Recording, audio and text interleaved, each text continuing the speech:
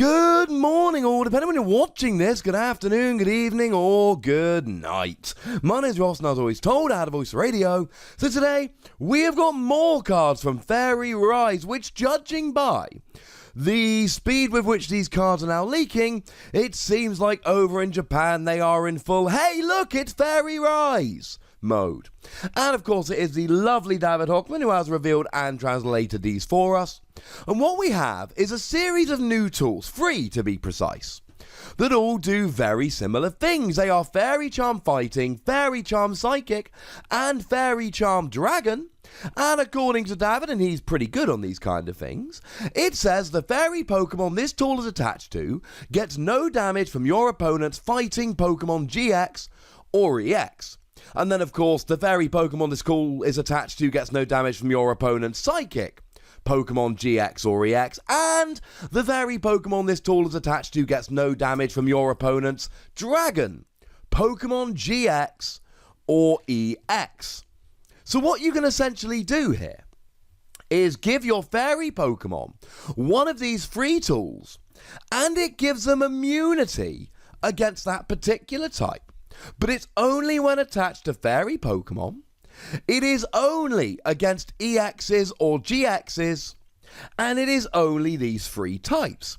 Now, me being me, I sent David a little bit of a message, and I said, David, do you know why it's only those three types? Do you think it's likely we're going to be getting the other types? And he essentially said, they didn't tease anything, but I doubt it will be all types. David's pretty good with this kind of stuff. He's got his ear to the ground in Japan just like I have. I've heard no rumours. David's heard no rumours. So it seems like we're just getting only these three of them. Now, if we have a little bit of a weakness chart look from the video game, we can see that Fairy is resistant to fighting, so that checks out, and immune to Dragon, so that checks out, but then it also resists Darkness and Bug. So I'm not 100% sure where this Psychic Charm came from. Judging by the video games, I mean, Psychic type, 1 times, it's normal. Poison, they're actually weak to. Poison is another thing that comes across as Psychic in the trading card game. And the other one is Ghost, which you're just normal weakness to. So I'm going to be honest with you, I totally get the Fairy Charm Fighting, because you've got a resistance in the video game. And I definitely get the Fairy Charm Dragon, because you are immune in the game. Not too sure why there's a Fairy Charm Psychic. That one doesn't make a huge amount of sense. So, in terms of fairy Pokemon, look, we should be expecting some fairy Pokemon next format.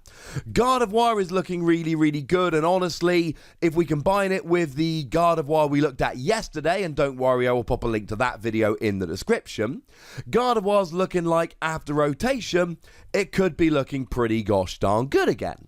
And then, of course, we've got Dedenne, which is just a really good general fairy type. I mean, if you just want to tech a fairy Pokemon into a deck to hit for weakness, Dedenne is your boy. Or girl.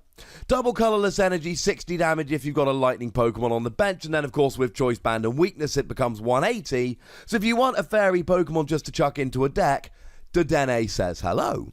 And if we look at next format, we expect Rayquaza to be pretty gosh darn big. By the way, you can define next format as when Celestial Storm is legal or as post-rotation. This holds for both. And we expect Ultra Necrozma to be quite big. So we've got some good fairy Pokemon, and we've got some good dragon Pokemon which are weak to fairy Pokemon. So we expect fairy Pokemon to see play. The question is it worth playing these on our fairy Pokemon? Well, if we have a look at the Fairy Charm Dragon, I've just mentioned Ultra Necrozma and Rayquaza. Both of those are projected to be very good Pokemon when they're legal, post-rotation, especially Rayquaza. And I think here this could be really good. I mean, if you're playing something like Gardevoir against a Rayquaza deck, then yeah, on the one hand, you should be getting fairly easy one-hit KOs on them. But on the other hand, Rayquaza is a deck which is built to get easy one-hit KOs on you. Ultra Necrozma is a deck that is built to get fairly easy one-hit KOs on you. So you're trading 1 for 1, except you're a stage 2 and may even be at a speed disadvantage. And that's where this comes in. You attach it to this Pokemon, your fairy Pokemon, and then you get a 1-hit KO on Rayquaza, and then you say, hey, I've got a giant 230 HP stage 2 Gardevoir here, or 130 HP Gardevoir, but it's a non-GX, so it's harder to get, you can't use stuff like Choice Band. So I don't think you're going to get a very easy return KO on me. That's what this does. Now, at this stage, I really do need to pause and let you know that if you're using this, it's a tool card, ergo, you're saying goodbye to Choice Band. And that's where Dedenne really drops off here. Because Dedenne, you're looking, actually, hang on a second. If I don't have a Choice Band and I'm not hitting 180 with weakness, and yes, I know that you're actually only hitting 180 and Ultra Necrozma has 190, but we got Shrine of Punishments coming. I've been calling it Forbidden Shrine for a while, but we now know it is, unfortunately, Shrine of Punishments. Much worse name if you ask me, but hey-ho. So that'll put the extra 10 damage on and you'll get the KO. But then again, not being able to use Choice Band with Dedenne's less of an issue because Dedenne's got 60 HP.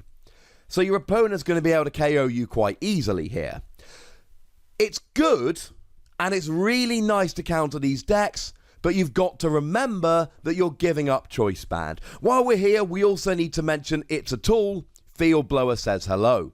One of the reasons why Choice Band and Floatstone have been so good in the past format is because, as I like to put it, they're in your control.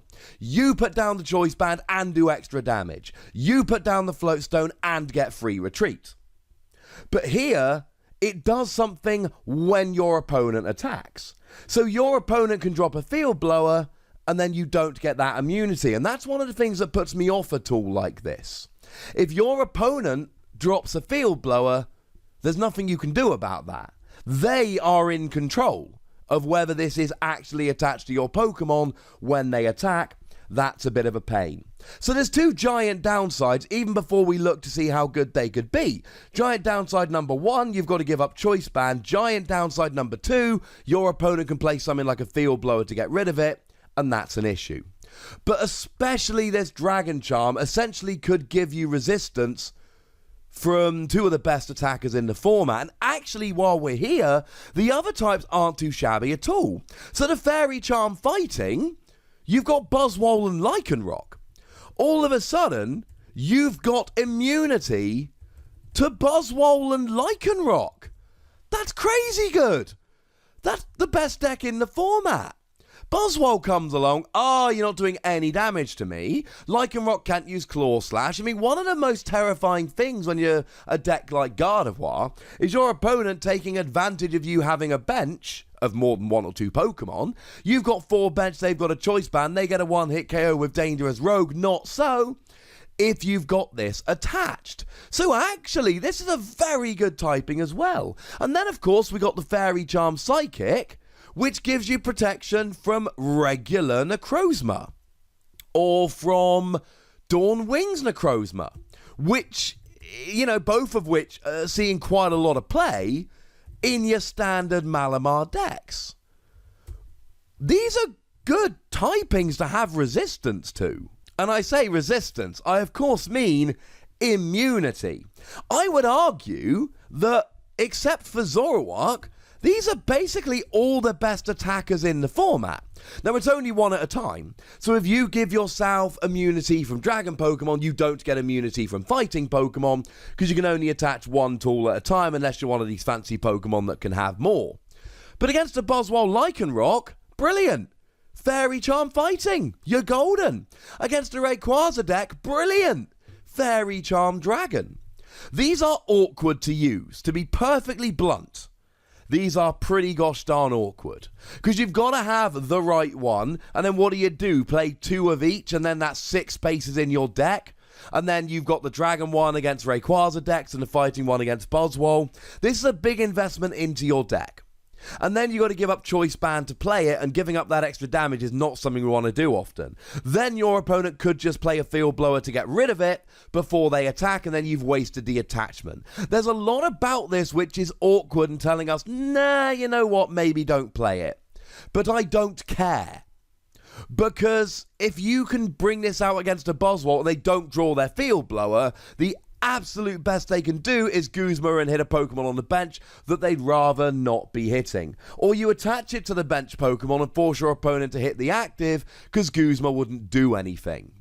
I don't think we're getting the rest of these, and I don't understand why we're getting a Fairy Charm Psychic when it should clearly be a Fairy Charm Darkness.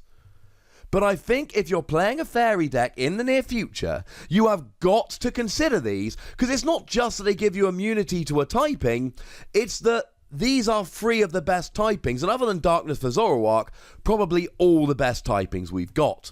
So I'm going to give it between 3 and 4 Wassies. We don't give half Wassies, that would be barbaric. I don't think they're great cards that are instantly going to see a lot of play, but nor do I think they're cards that you chuck in your binder just in case. I really think they are halfway between, ergo between 3 and 4 Wassies. But ladies and gentlemen, I want to hear from you. If you're playing a deck like Gardevoir, will these cards make the cut? Let me know in the comment section. Go nuts, but be nice. Make sure you like this video, subscribe to this channel, follow me on Twitter at the Wassie, and Twitch for some live action at twitch.tv/PTCGRadio. If you want to support the channel, get some bonus podcasts and all of that, then head on over to patreon.com/PTCGRadio, where you can do exactly that. But by far the most important thing, as always, is to look after yourselves until next time. Thank you very much for watching. My name's Ross, and you've been watching PTCG Radio.